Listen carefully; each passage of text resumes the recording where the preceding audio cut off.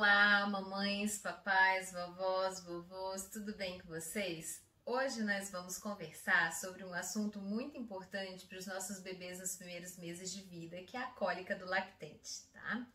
Então, a cólica do lactente, gente, apesar de chamar cólica, ela não necessariamente é uma dor abdominal, tá? Então, a gente caracteriza a cólica do lactente como um episódio de choro com agitação, de difícil consolo, na verdade a definição é inconsolável, que acontece geralmente no final do dia, ali após as 6 da tarde, durando 3 horas ou mais, ocorrendo 3 ou mais vezes por semana, que inicia de forma súbita, sem uma causa bem definida, e ela para também do mesmo jeito, de uma forma súbita, sem um motivo bem definido, tá? Essa criança, ela pode ter associado a esse episódio de choro aquele movimento da perna para cima da barriga, e ela pode ter eliminação de gases, tá? Então, essa é a nossa definição de cólica do lactente. A cólica do lactente, gente, ela acomete 2 em cada 10 crianças. E apesar da gente não ter, até o momento, mesmo tendo vários estudos a respeito, uma causa única, nós sabemos que tem algumas coisas que podem propiciar que a criança tenha mais cólica, tá? Então, nós temos fatores do trato gastrointestinal e nós temos fatores que não tem nada a ver com o trato gastrointestinal.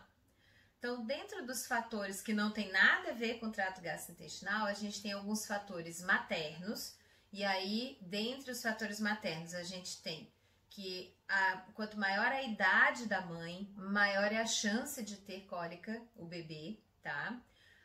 O consumo pela mãe de cigarro e de bebida alcoólica, tanto na gravidez quanto no período da amamentação, também aumenta o risco do bebê ter cólica do lactente, tá? Uma outra coisa, um outro fator que também não tem nada a ver com o trato gastrointestinal é o fato de o bebê estar em ambientes estressores.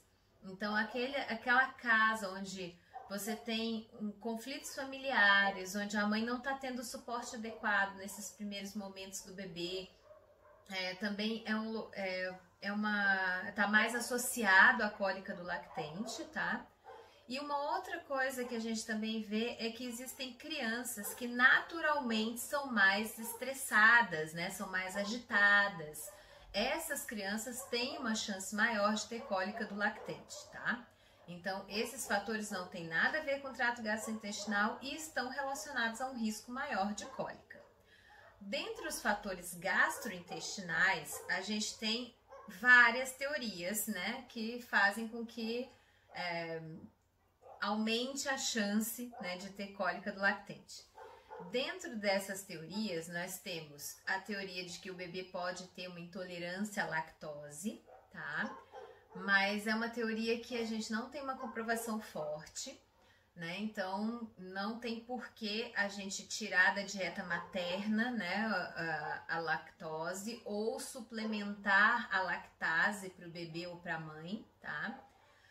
Uma outra teoria que a gente tem é que o bebê, por ter uma imaturidade do sistema nervoso entérico, do sistema nervoso do intestino, ele teria uma contratilidade da musculatura intestinal maior, né? E isso faria com que ele tivesse a cólica, mas isso não explicaria por que essa cólica é só à noite, entendeu?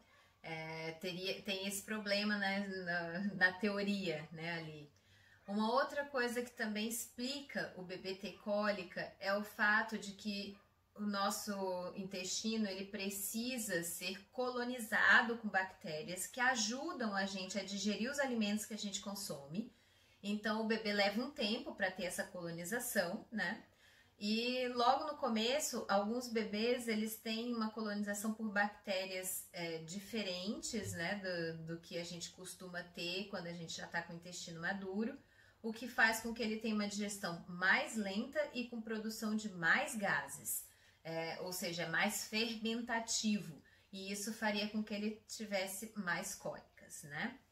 Outra teoria também seria que algumas crianças podem ter a cólica por ter uma alergia à proteína do leite de vaca.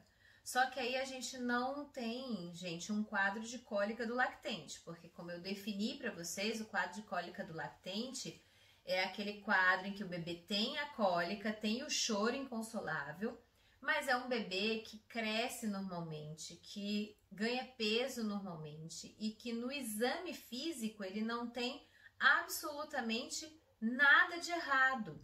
O que não acontece com a criança que tem alergia à proteína do leite de vaca, porque a criança que tem alergia à proteína do leite de vaca, a gente consegue ver alterações ao exame físico.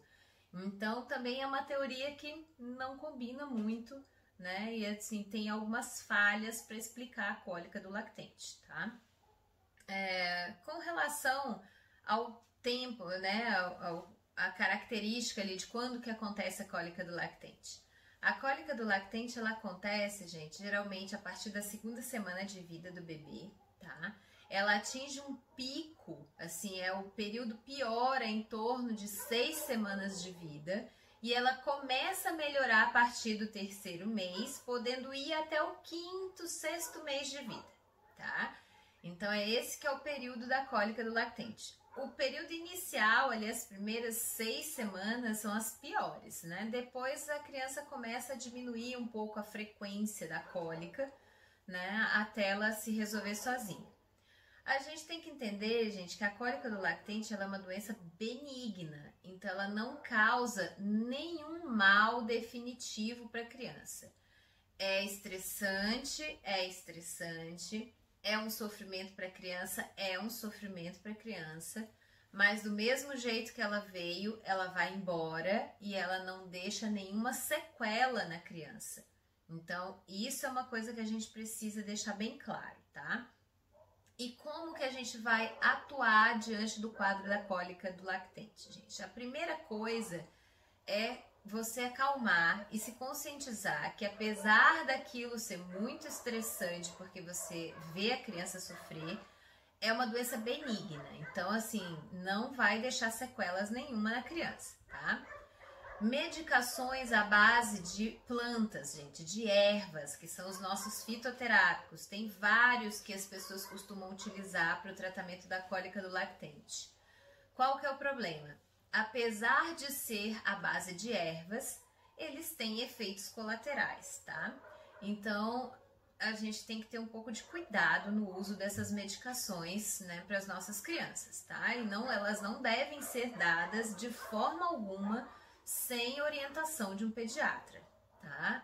A simeticona, gente, que é um remedinho para gases, que é muito utilizado para cólica, ela não é efetiva para cólica, tá?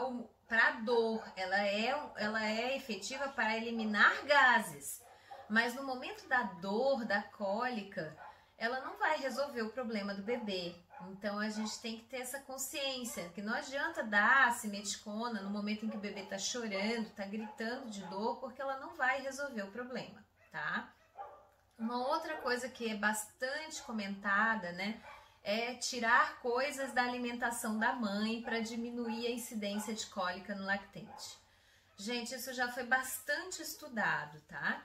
Então, assim, a cólica do lactente pura e simples, não associada à alergia à proteína do leite de vaca, tá?